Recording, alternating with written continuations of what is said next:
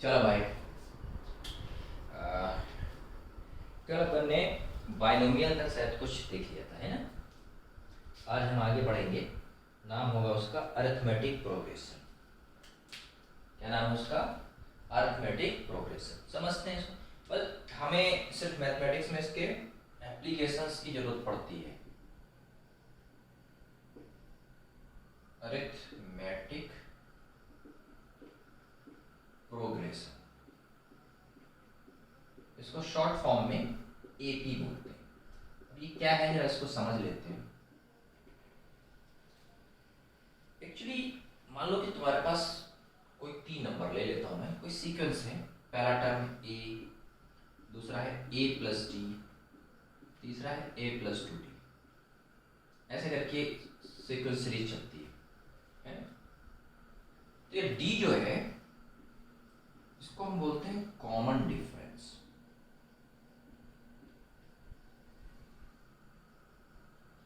देखो, पहले इसको बोलेंगे आप सेकेंड टर्म और इसको फर्स्ट टर्म। फर्स्ट टर्म और सेकेंड टर्म में डिफरेंस कौन सा है? डी का है। फर्स्ट टर्म और सेकेंड टर्म में डिफरेंस कितने का है? डी का है। सेकेंड टर्म और थर्ड टर्म में डिफरेंस कितने का है? डी का है। देखो ध्यान से, इसके और इसके बीच में जो डिफरेंस है वो कितने का है? डी का। और इनके और इनके बीच में जो डिफरेंस है वो कितने का है? डी। तो ये डिफरेंस जो है दोनों में एक जैसा है, इसलिए इसका नाम हो गया कॉमन डिफरेंस। अगर कोई सीरीज दी हो इस तरह की, और उसमें अगर आप चेक करो कि फर्स्ट सेकेंड टर्म का डिफरेंस, सेकेंड थर्ड टर्म का डिफरेंस, थर्ड फोर्थ टर्म का डिफरेंस, अगर सारे डिफरेंस सेम आ रहे हैं, है ना, तो ऐसी सीरीज का नाम होगा, ऐसी सीरीज होती अरिथमेटिक प्रोग्रेशन सीरीज, यानी ए। अब पहला टर्म इसमें कौन सा हो गया? ए। तो इसमें जो nth टर्म आपको निकालना है, फर्स्ट टर्म कौन सा है? फर्स्ट टर्म, वो है ए। और मान लो आपको nth टर्म चाहिए, nth टर्म, तो देखो यहां लिखो an। वो क्या होगा? First term plus n-1 into D. ये तुमको एपी का nth टर्म मिल जाएगा।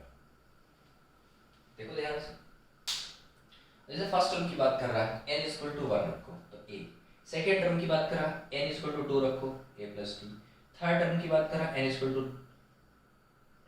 3 रखो। तो देखो तुम्हें इस तरह nth टर्म मिल जाएंगे, है ना। अब जैसे तुम्हारे पास इसमें एक और बात कही जाती है कि sum of the first n terms of AP.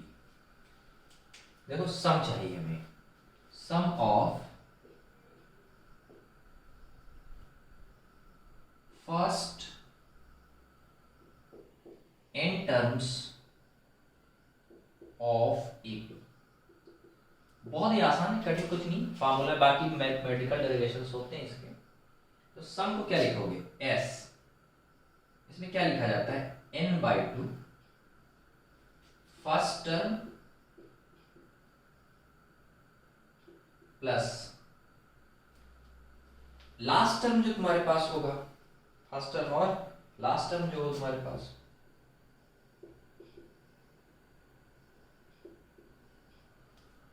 तो देखो फर्स्ट टर्म कौन सा हमारे पास? फर्स्ट टर्म है a, और लास्ट टर्म पता नहीं कौन सा है, तो nth टर्म मान लो उसको।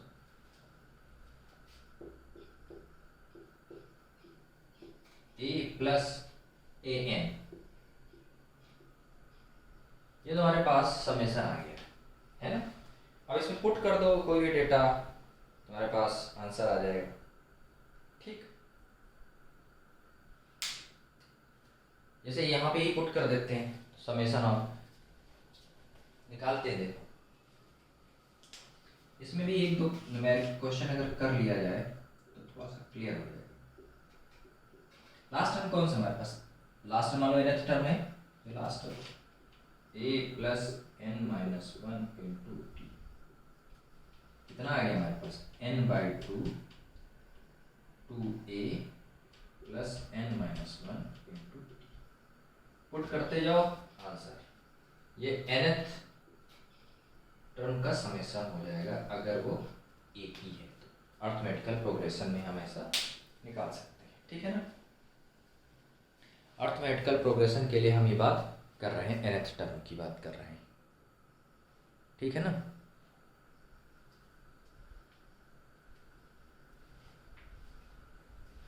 इसी तरह का एक और प्रोग्रेशन होता है, उसकी जरा चर्चा कर लेते हैं। उसका नाम होता है ज्योमेट्रिकल प्रोग्रेशन। जैसे अर्थमेटिकल प्रोग्रेशन में कॉमन टर्म निकाला जाता है, कॉमन डिफरेंस, वैसे ज्योमेट्रिकल प्रोग्रेशन में भी एक टर्म होता है, उसको भी हम सॉल्व करते हैं, निकालते हैं। कैसे सॉल्व करते हैं, उसको कैसे निकालते हैं, उसके विषय में भी चर्चा करते हैं। देखो ये सारे कॉन्सेप्ट जो हम मैथमेटिकल बता रहे हैं आपको, केवल और केवल हमारे लिए फिजिक्स में यूजफुल है। हमें फिजिक्स में इनकी जरूरत पड़ने ही वाली होती है पहले ही दूसरे चैप्टर से। तो जियोमेट्रिक प्रोग्रेशन जो होता है पहले ही दूसरे चैप्टर का जब फिजिक्स स्टार्ट होता है काइनेमेटिक्स से, वहां से हमें इनकी जरूरत पड़ना स्टार्ट हो जाती है इन मैथमेटिकल टर्म की। तो बेसिक मैथमेटिक्स जो है वो करना ही पड़ेगा और कोई दूसरा रास्ता है नहीं, ठीक। ज्योमेट्रिकल प्रोग्रेशन की बात करें, इसमें भी वही बात है, लेकिन इसमें एक इम्पॉर्टेंट बात है कि इसमें टर्म कॉमन डिफरेंस नहीं निकाला जाता, इसमें टर्म निकाला जाता है common ratio. First term a, second a r to power 2 और ऐसे ऐसे चलती जाती है सीरीज। अब देखो पहले और दूसरे में कौन सा टर्म ऐसा जो कॉमन है, तो डिफरेंस नहीं निकालते, यहाँ पर कॉमन रेशियो निकालते हैं। कॉमन रेशियो वो है आर। देखो सेकेंड टर्म को फर्स्ट टर्म से डिवाइड करो आर, थर्ड टर्म को सेकेंड टर्म से डिवाइड करो आर, ये कॉमन रेशियो। इनमें जो रेशियो है कॉमन है वो आर, इनका जो रेशियो है वो भी आर। तो ये रेशियो अगर कॉमन हो गया तो ऐसी सीरीज का नाम होता है ज्योमेट्रिकल सीरीज, ठीक है ना। ऐसी सीरीज का नाम है तुम्हारे लिए ज्योमेट्रिकल सीरीज। तो देखो nth टर्म अगर निकालें, nth term of GP, an निकालेंगे तो फर्स्ट टर्म r की पावर n-1, ये nth टर्म होगा। तुम ध्यान से देखो, पहला टर्म n = 0 पुट करो तो पहला a आएगा, दूसरा ar, तीसरा ar। ये टर्म देखो r में कम होता ही चला जाता है, तो n-1 तुम्हारे पास हो जाएगा nth टर्म। फिर इसमें एक और बात निकाली जाती है, वो है summation of n terms of GP. अच्छा, इसमें दो समेशंस निकलते हैं, एक इनफाइनाइट का निकलता है और एक nth टर्म का निकलता है। तो आपको ये दोनों ही याद करने, summation of nth term of GP, summation of nth term of GP, ठीक। फर्स्ट n टर्म्स होना चाहिए, सॉरी nth नहीं, first summation of first n terms, एक minute, first n terms of GP क्या है ये समेशन। अब इसमें दो केसेस हो सकते हैं कि r जो है वो 1 से छोटा हो जाए, एक केस ये हो सकता है।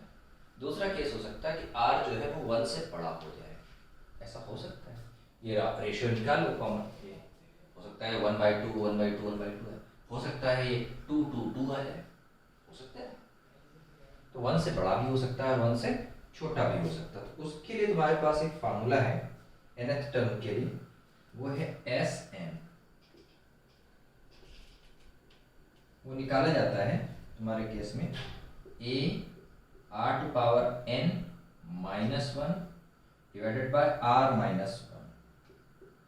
ये कब लगेगा फार्मूला, जब r इज ग्रेटर देन 1, यानी 0 हो, पॉजिटिव हो। कुछ राइटर्स को 1 लिख रहे हैं, ठीक है ना, r is greater than 0 positive. और एक टर्म और लिखा जाता है a 1 minus r to power n divided by 1 minus r. ये कब होगा? जब r is less than 0। R is less than 0। ठीक, तो एन टर्म्स के लिए आ गया तुम्हारे पास। ऐसा भी हो सकता है कि ये सीरीज इनफाइनाइट हो जाए। Summation of first n terms, summation of infinite terms अगर है तो देखो ये भी हो सकता है।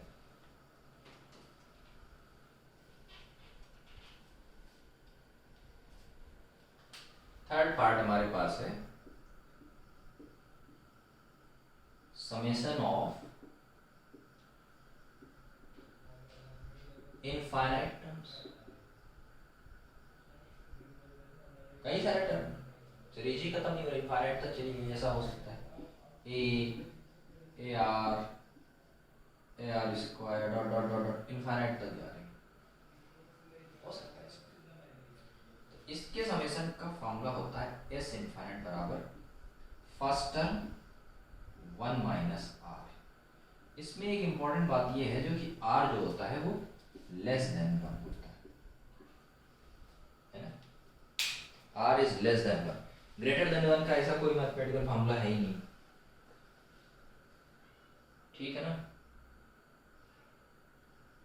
तो इसमें एक तो क्वेश्चन कर लेते हैं, ताकि एक क्वेश्चन करके इसको समझा देते हैं ताकि आपको समझ में आ जाए कि भाई ये है क्या, जिसे सॉल्व किया जा रहा है ना। तो एपी जीपी दोनों का अगर क्वेश्चन में कर लिया जाए तो कोई बुराई नहीं भाई हमारे लिए, है ना। क्या कहते हो? एपी जीपी दोनों का अगर एक क्वेश्चन हो जाए तो हमारे लिए कोई बुराई नहीं, आराम से हम इसको सॉल्व कर सकते हैं। इम्पॉर्टेंट बात हमारे लिए फिजिक्स में यही है, मैथमेटिकल फार्मूला हमें आने चाहिए। क्योंकि अगर फार्मूला आते हैं, फार्मूले अगर अच्छे से पता है आपको, तो फिजिक्स में कोई तकलीफ नहीं होती। पहले 2-3 महीने तक जो काइनेमेटिक्स और dynamics sorry force Newton's laws of motion सब चलते रहते हैं, इनमें किसी तरह की कोई प्रॉब्लम नहीं आती। लेकिन उसके लिए इम्पोर्टेंट है कि आपको फार्मूला आने चाहिए। ठीक है ना। तो फार्मूले आने ही चाहिए और कुछ कोई दूसरी नई बात नहीं है हमारे पास। चलो एक सवाल करते, देखो हमने सवाल ये सर्च किया, हमारे पास एक सवाल है, लिख लिया ना इसको। देखो यहाँ लिखता हूँ एग्जाम्पल, समझता हूँ।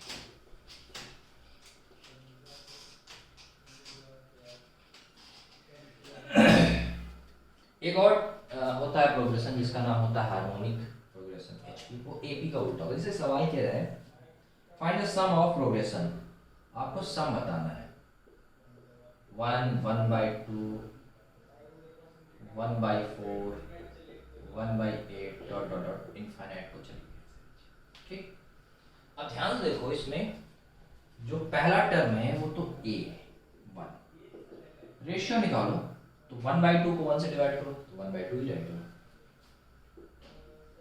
सेकंड टर्म को डिवाइड करके देखो, 1/4 को 1/2 से डिवाइड करोगे तब भी 1/2 रहेगा। तो कुल मिला के ये जो तुम्हारे पास कॉमन रेशियो है वो 1/2 और इनफाइनाइट सीरीज है। तो ये रहा हमारे पास फॉर्मूला एस इनफाइनाइट। ठीक, first term divided by 1 minus 1/2, इसकी वैल्यू आ गई 2। अब लोग इसे जोड़ सकते हो, इसमें कोई दिक्कत नहीं है क्योंकि छोटा होता ही चला जाएगा। ये बेसिकली लिखा क्या है, इसको बहुत ध्यान से देखो। ये सीरीज को, तो ये सीरीज लिखी है तुम्हारे पास 1/2 to power 0, 1/2, 1/2 square, 1/2 to power 3। इस तरह ये इनफाइनाइट तो चली जाएगी और जोड़ते चले जाओगे 3, 4, 5 ये सब पढ़ती ही चली जाएगी। हर बार जो टर्म्स अगर आप जोड़ोगे तो वो 2 के बराबर ही आएगा, मैथमेटिकल फार्मूला। हाँ, ये हो सकता है 1.9999 करके कुछ आ जाए, तो अल्टीमेटली वो 2 के बराबर ही हो जाता है, क्योंकि आप इनफाइनाइट को डिफाइन नहीं कर सकते, तो पता नहीं क्या है। ठीक, अब इसमें अलजेब्रा में कुछ सीरीज हैं, उस सीरीज को भी आपको याद करनी पड़ेगी, क्योंकि और अभी कोई हमारे पास ऑप्शन नहीं। ये जब आपको कैलकुलस और मैथमेटिक्स के कुछ टर्म्स बताए जाते हैं तो सारी सीरीज उस समय बताई जाती है, डिफरेंशिएशन, लिमिट वगैरह में वो सब चीज़ें पढ़ाई जाती हैं। लेकिन अभी के लिए हमको ये सीरीज याद हो जाए तो अच्छी बात है, रटना ही पड़ेगा और दूसरा कोई ऑप्शन नहीं। ठीक, तो जैसे ये एक सीरीज हमारे पास दी है, इसका नाम है एक्सपोनेंशियल सीरीज, एक्सपोनेंशियल सीरीज। इसमें है जैसे पहले बात है ई, एक्सपोनेंशियल को ई से लिखो। ई की जो वैल्यू होती है वो होती है तुम्हारे पास 2.718। ये सब जितना मैं अभी आपको बता रहा हूँ सब याद करना है, सीरीज लिख लिया जाए। अब जैसे सेकेंड टर्म है ई की पावर एक्स, ये सीरीज लिखना होता है तो ये होता है 1 प्लस, कल मैंने आपको एक बात बताई थी उसके हिसाब से सीरीज को ओपन किया जाता है ना, ठीक है ना। ये सीरीज हमारे पास आएगी 1 plus x by 1 factorial, x square by 2 factorial, x cube by 3 factorial plus dot dot dot dot dot dot, और ये इनफाइनाइट टर्म को चली जाती है। सिमिलरली इसी तरह होता है ई की पावर माइनस एक्स की सीरीज। अच्छा, इसमें सारे टर्म ई की पावर एक्स में सारे टर्म पॉजिटिव होते हैं, ई की पावर माइनस एक्स में सारे टर्म पॉजिटिव नहीं होते, वो ऐसे लिखे जाते हैं। पहला टर्म पॉजिटिव होता है, दूसरा नेगेटिव होता है, तीसरा फिर पॉजिटिव होता है, चौथा नेगेटिव होता है। तो इस तरह ये सीरीज बनाई गई है, इस तरह ये सीरीज बनाई गई। तो ये आपको याद होनी करनी पड़ेगी और कोई ऑप्शन नहीं है, और आपके पास कोई ऑप्शन नहीं है। लॉगरिथमिक सीरीज, एक्सपोनेंशियल सीरीज सब बनाना ही पड़ेगा। दूसरा है आपके पास लॉगरिथमिक सीरीज, ये एक्सपोनेंशियल हो गया। इसके बाद हमारे पास है लॉग सीरीज। किताबों में भी सारी सीरीज दिए होते हैं तो आपको ये याद करना है।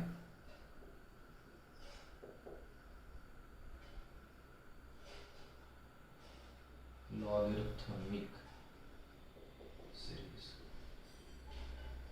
ये सीरीज का उपयोग हमें इलेक्ट्रोस्टैट में बहुत पड़ता है। तो चार्ज वार्ज रख देते हैं, बोलते निकालो समीकरण। इसमें हमारे पास सीरीज में देखो ये है लॉग बेस ई 1 प्लस एक्स। किसी का बेस अगर ई होता है तो उसको ln पढ़ते हैं। क्या पढ़ते हैं? ln, ln एक्स की सीरीज है, ln 1 प्लस एक्स। ये सीरीज कैसी होती? होती बिल्कुल ऐसी है, लेकिन बस अंतर ये होता है कि एक्सपोनेंशियल सीरीज में हमें यहाँ फैक्टोरियल लिखना होता है, लॉगरिथमिक सीरीज में फैक्टोरियल नहीं होता। लॉगरिथमिक सीरीज में फैक्टोरियल नहीं आता। ये है x minus x square by 2, ठीक। प्लस के केस में अल्टरनेट पॉजिटिव नेगेटिव चलते हैं, plus x cube by 3 minus x की power 4 by 4 plus dot dot infinite को। ये लॉगरिथमिक सीरीज होगी हमारे पास पहली। दूसरी बात समझो, log बेस 1 माइनस एक्स या ln 1 माइनस एक्स, इसमें सारे टर्म नेगेटिव होते हैं, इसमें सारे टर्म नेगेटिव होते हैं। Minus x square by 2 minus x cube by 3। और इम्पॉर्टेंट बात ये है भाई साहब, किसी भी टर्म में आप इसमें फैक्टोरियल का इस्तेमाल नहीं करेंगे। फैक्टोरियल का इस्तेमाल लॉग की सीरीज में नहीं होता है, फैक्टोरियल का उपयोग लॉग की सीरीज में नहीं होता है, ठीक। यह हमने एक्सपोनेंशियल सीरीज पढ़ ली, लॉगरिथमिक सीरीज पढ़ ली, ठीक है ना। एक और सीरीज होती है, इसको हम ट्रिग्नोमेट्रिक सीरीज भी बोलते हैं। उसे इसमें तीन फार्मूले बताए जाते हैं, साइन एक्स की क्या सीरीज है, कॉस एक्स की क्या है, टेन एक्स की क्या है। बट हमारे काम का जो है वो ज़्यादातर साइन एक्स और कॉस एक्स से ही काम चल जाता है हमारा, ये साइन थीटा कॉस थीटा से, तो उसी से ओपन कर लेते हैं तो हमारे लिए सारे काम आसान हो जाते हैं। जैसे है ये ट्रिग्नोमेट्रिक सीरीज,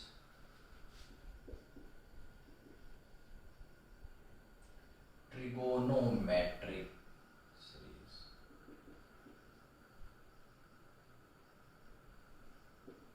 इसमें आपको मिलेगा साइन एक्स। साइन एक्स का जो सीरीज होता है वो ऐसे चलता है, x minus x cube by 3 factorial plus x की पावर 5 बाई 5 फैक्टोरियल माइनस, और ऐसे इनफाइनाइट को चला जाता है ना। अल्टरनेट पॉजिटिव नेगेटिव इसमें टर्म आते हैं।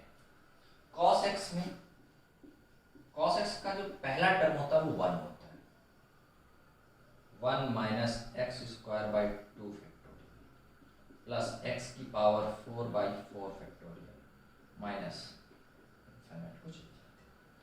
ठीक, ये सीरीज जो हमने आपको लिख के दी ये सब याद करना पड़ेगा। ये सारी सीरीज आपको याद करनी ही पड़ेगी और ऑप्शन नहीं है कोई।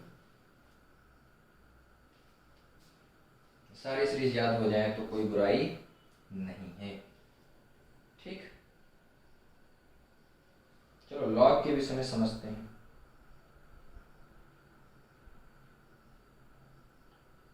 लॉग के विषय में समझ लेते हैं। ये आपके लिए बड़ा हेल्पफुल रहेगा अगर ये सीरीज याद रहे तो। ये लॉग सीरीज निकाली हमने। अब हम लॉग की बात करें कि लॉग निकाले जाते हैं तो उनके लिए क्या है।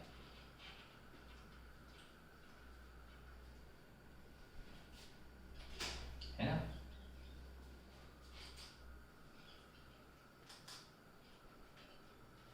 लॉग की बात करें, लॉग तो देखो ये फार्मूला है, छूटने नहीं चाहिए। मैं सारे फार्मूला आपको लिख के देता हूँ अपनी बुकलेट से।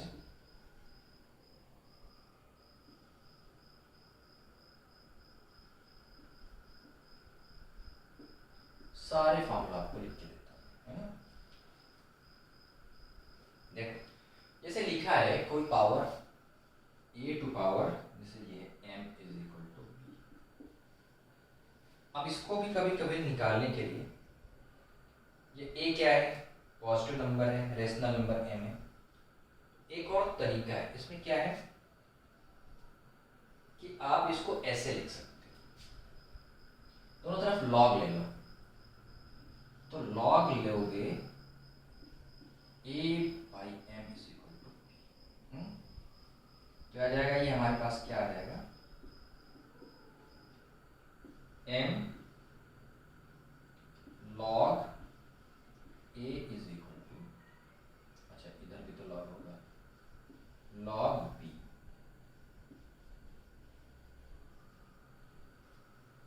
ठीक, यहां से अगर आप m की वैल्यू निकालो, m बराबर लिखोगे आप log b by log a। ये टर्म बहुत ध्यान से आप देखो, इसी को लिखा जाता है ऐसे log b बेस a। ये जो नीचे log आ गया ये बेस हो गया a, ठीक है ना। इसको ये लिखने का एक तरीका है कि आपने बेस किसको मान लिया a, उस बेस पर आप m को डिफाइन कर रहे हो। तो बेस तो कुछ भी हो सकता है, बेस तो 10 भी बेस हो सकता है, e मतलब 2.7 भी, ये भी बेस हो सकता है। जब बेस 10 होता है तो उसे log पढ़ते हैं, और जब बेस e हो जाता तो उसे ln पढ़ते हैं, है ना। तो जैसे हमारे पास ये क्वेश्चन है, ये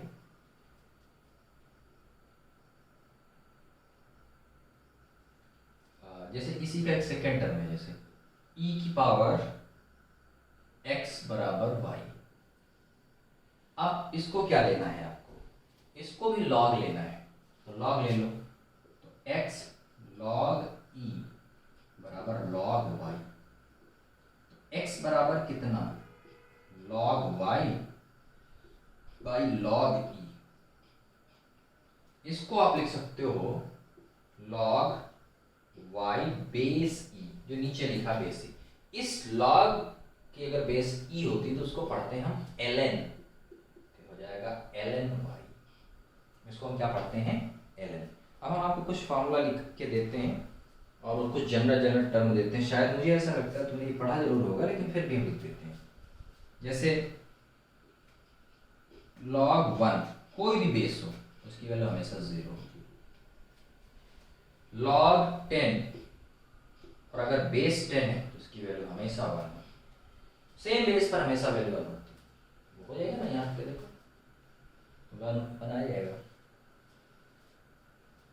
ठीक, इसे इन्होंने टर्म लिखा है कि log बेस 10 टू log 2 की वैल्यू होती है 0.693। ये वैल्यू मॉडर्न फिजिक्स में खूब यूज की जाती है। और log बेस ई 10 यानी ln 10 की वैल्यू होती है 2.303। ये वाली वैल्यू आपको मिलेगी ज़्यादातर केमिस्ट्री में। जब आप फिजिकल केमिस्ट्री पढ़ रहे होंगे तो उस समय इस लॉग की बहुत ज़्यादा उपयोगिता आती है। लॉग लेना, एंटी लॉग लेना, ये सब चीज़ें। और जैसे जैसे आप मैथमेटिक्स पढ़ेंगे वैसे वैसे आपको लॉग और एंटी लॉग इनमें से निकालना भी आसानी से आ जाएगा, कोई तकलीफ नहीं होगी जैसे जैसे मैथमेटिक्स पढ़ेंगे। लेकिन अभी हमको फिजिक्स स्टार्ट करने के लिए इन बेसिक मैथमेटिक्स का आइडिया होना चाहिए। ठीक है ना। हो सकता है शुरू में थोड़ा अटपटा लगे, भाई ये कैसे हो सकता है, वो कैसे हो सकता है, बट जैसे जैसे आप फिजिक्स का कुछ टर्म्स पढ़ेंगे मैथमेटिक्स के थ्रू आपको आसान लगने लगेगा। कठिन कुछ नहीं है, फिजिक्स तो बहुत ही आसान है। फिजिक्स तो बहुत ही आसान है, बस मैथमेटिकल टर्म पता होना चाहिए। जैसे लिखा है हमारे पास लॉग के कुछ फार्मूला है, log base a m into n, तो इसको लिखा जाता है log base a m plus log n, base वही रखना है भाई। ठीक, ln में भी तुम ये लिख सकते हो, मैं ऐसा लिख देता हूँ एक और चीज, ln m इंटू n, तो ln m plus ln n, base तो वही है ना। ये पहला हो गया हमारे पास कुछ फार्मूला, जैसे log base a m by n की बात करी है तो क्या लिखूँ, लॉग m बेस ए माइनस लॉग n बेस ए। जैसे एक और लॉग के हिसाब से समझाया है, हम हालांकि बता चुके हैं, log base a m to power n ये होता है n log a base n। ठीक, इस तरीके से आपको ये मैथमेटिकल चीज़ें पता होनी चाहिए। अलजेब्रा का पहला पार्ट जो हमने आपको बताया, ये अलजेब्रा में ये चीज़ें हैं, और बाकी according to situation, according to question हम उनको देखेंगे जरूर, है ना। अकॉर्डिंग टू सिचुएशन आगे आगे बढ़ते रहेंगे, इनको हम अप्लाई जरूर करेंगे फिजिक्स में, क्योंकि इनकी ज़रूरत हमको पढ़ने वाली है। चलो भाई, ये वाला टॉपिक यहाँ पे हो जाता है हमारे पास, है ना। कोई दिक्कत तो नहीं, कोई तकलीफ, कोई फार्मूला आप समझ सकते हो। ठीक, और इसमें कई सारे फार्मूला हो सकते हैं, मैट्रिक्स पर बेस्ड हो सकते हैं, डिटरमिनेंट बेस्ड हो सकते हैं, वो हम न्यूमेरिकल के थ्रू समझेंगे उनको, कैसे कैसे क्वेश्चन के थ्रू आ सकती हैं ये वैल्यू, है ना। ठीक है ना। चलो भाई, तो कोई परेशानी तो नहीं, मुझे ऐसा लगता है कि ये सब चीज़ें आपको याद हो जानी चाहिए, और ये फार्मूला ज़रूर कॉपी में ज़रूर लिख लेना, ज़रूर नोट कर लेना इन फार्मूलों को, क्योंकि इनकी बहुत ज़्यादा ज़रूरत पड़ने वाली है फिज़िक्स में। इसके बाद हम अपना दूसरा टॉपिक स्टार्ट करेंगे जिसका नाम होगा ट्रिग्नोमेट्री। ट्रिग्नोमेट्री में हम आपसे एंगल, यूनिट, एंगल की यूनिट क्या होती है, साइन थीटा, कॉस थीटा, इनके टर्म्स पूछेंगे। ठीक, कुछ मेंसुरेशंस की बातें पूछेंगे, ऐसे ऐसे चीज़ें दी हैं, उन सब चीज़ों को हम यहाँ पर कवर करेंगे। चलो, थैंक यू वेरी मच।